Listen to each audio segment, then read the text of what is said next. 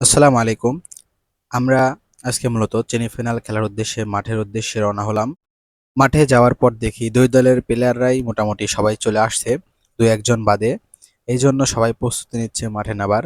আ এরপরে আমাদের টস পর্ব শেষ হয়ে যায়। আমরা টস হেরে আমাদের বিপরীত ক্যাপ্টেন তারা ব্যাট করার সিদ্ধান্ত নিয়েছে এবং আমরা বোলিংয়ে নেমে পড়ি বল করার জন্য। আমরা মূলত ভালোই বল করতেছিলাম ১ম দিকে। এরপর এসে আমাদের সেই শুভন ভাই সে ৩-৪ টা ৬ মেরে ম্যাচের মোড় ঘুরিয়ে দিয়েছে। এরপরে তাকে আমরা থামানোর জন্য আমরা আমাদের বড়, বড় অস্ত্রগুলা ব্যবহার করতেছিলাম। এরপর অন্য পাশ থেকে উইকেট পড়ে যাচ্ছিল। এক, এক করে উইকেট পড়তেছিল। আশা করছিলাম যে আজকের ম্যাচটা মনে হয় অনেক মজা এবং অনেক জমবে। এটার ১ম আভাস দিচ্ছিল ম্যাচের অবস্থা বুঝে আমরা এরকমই মনে হচ্ছিল। কিন্তু যত সময় গিয়েছে সেতই আমাদের আয়ত্তে থেকে আমাদের ম্যাচটা ছিটকে গিয়েছে।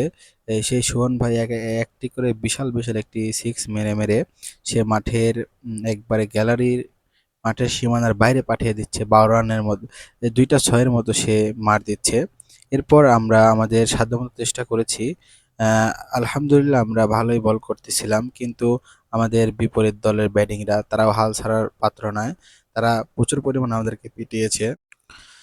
তাদের রান ৮ ওভারে রান ৬৭।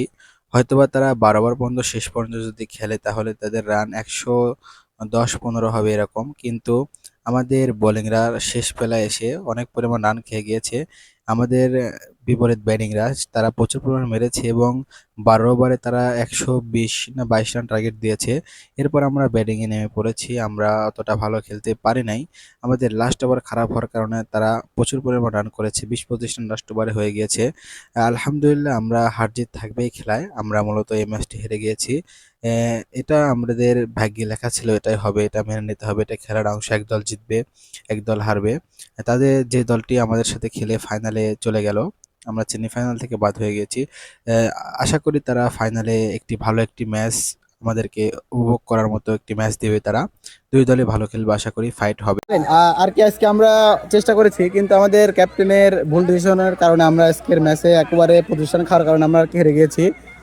তোমরা ফাইনালে চলে গেছো, তোমরা কিছু বলো আর কি। আলহামদুলিল্লাহ, আমাদের কিছু বলার নেই। আমরা হচ্ছে হচ্ছে হারা থেকে আমরা পেরে এসেছি, এখন আমরা ফাইনাল খেলবো। তোমাদের অভিজ্ঞতা খুবই ভালো ছিল।